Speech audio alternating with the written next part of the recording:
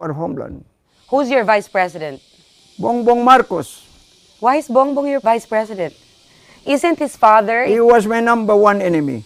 Yes, his father was the cause of the Muslim rebellion. The Jabida massacre happened under his rule.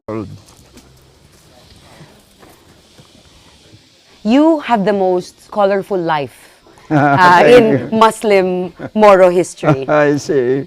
You led the rebellion in early 1970s. You've started that. You were considered the Yasser Arafat of Asia.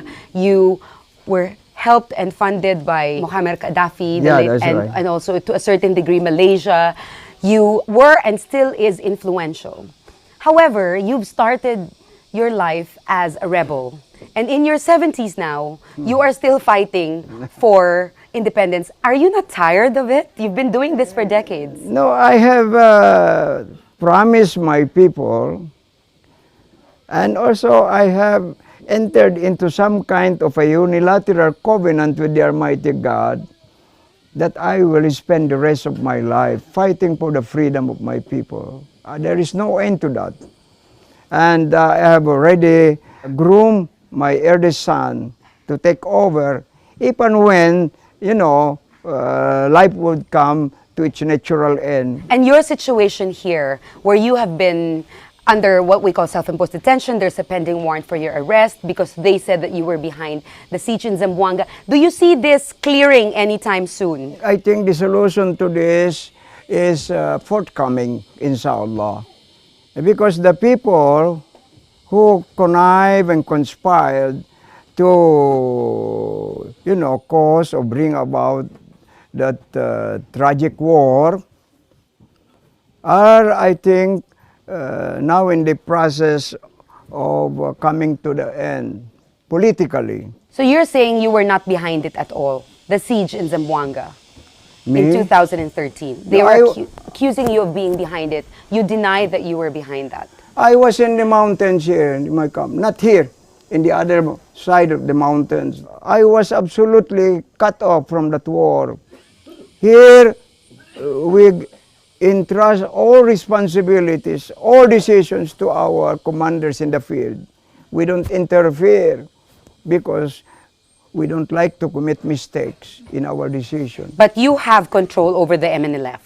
You're saying that the commanders are in charge of what they do. That cannot be denied because the people are very faithful to me. Even while I was in prison, they continued. Every time government provoked war on them, you see, series of war, very successful defense. Now, anyway, the important thing here is about the final peace agreement. This is the sorry thing about it. They want to destroy this agreement. The difficulty for any Philippine government is to negotiate with so many different groups. Now there's the MILF, there's the MNLF. The criticism though is that even within the Moro community and the Moro uprising, you are divided. And that's why they say it's hard to find peace. Thank you, sister. Is there an end to this? That's a nice question or nice idea. But the thing here is, basically, we are united as a nation, as a people. We have always been united as one. But, you know, we are facing what we call a colonial milieu. Philippine government had treacherously imposed their colonial rule on us on July 4th, 1946. What right do they have? They don't have right whatsoever to claim ownership of this. No people in the world that ever conquered our nation here. And I want to promise you, I will continue to the end of my life to sustain the good name of my people. What they are, the unconquered nation of the world. Have they tried to come into your camp and issue to you the pending warrant of your arrest? No. Do you think they would ever attempt to do that to you? Because I know, what I can understand is, even some of these senior officers in the armed forces of the Philippines and police, they don't have any heart anymore to make war on them. How can you defeat people who have inherited nearly 500 years of war? And never has single nation defeated us. We defeated the Portuguese. We defeated the Dutch in a series of war.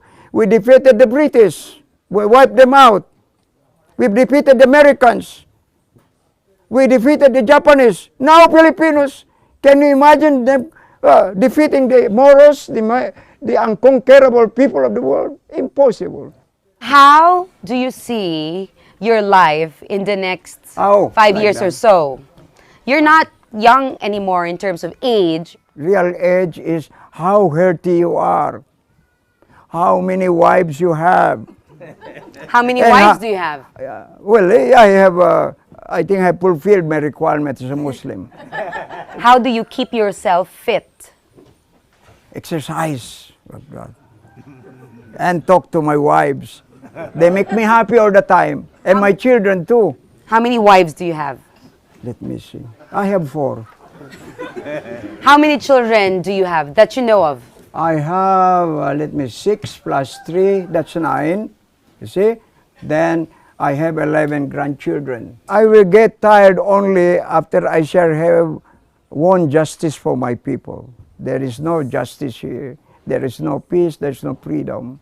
The Philippine military is facing so many challenges, one of which is really the rising number of kidnappings. How far are you willing to help them in terms of going after the Abu Sayyaf and helping with the kidnap situation? We have, most of those who were released before when I was still abroad, my work.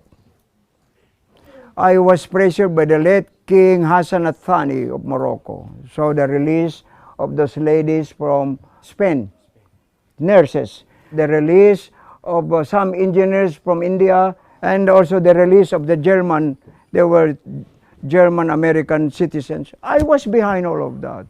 How big of a threat is ISIS here? Here, we don't talk about that. They have no presence here. I don't know much about them. Their origin, Abu Sayyaf is just trying to hide their crime behind them. I don't know of their presence at all. And I don't know exactly what they are after, what they are fighting for. You see? Anyway, by the wisdom of the Almighty God, He put us in this most isolated part of the East. Definitely and we want to remain as isolated as ever rather than be embroiled in this troubled world. Who are you supporting for the elections? Who's your president and vice president? They say you support Duterte. Rodrigo Duterte. I think he's the only, I don't mind about Mindanao, Visayas and Luzon. I'm only concerned for the moment with the peace here in our homeland. Who's your vice president? Bongbong Marcos. Why is Bongbong your vice president? Isn't his father... He was my #1 enemy. Yes, his father was the cause of the Muslim rebellion. The Jabida massacre happened under his rule. No. I am a Muslim.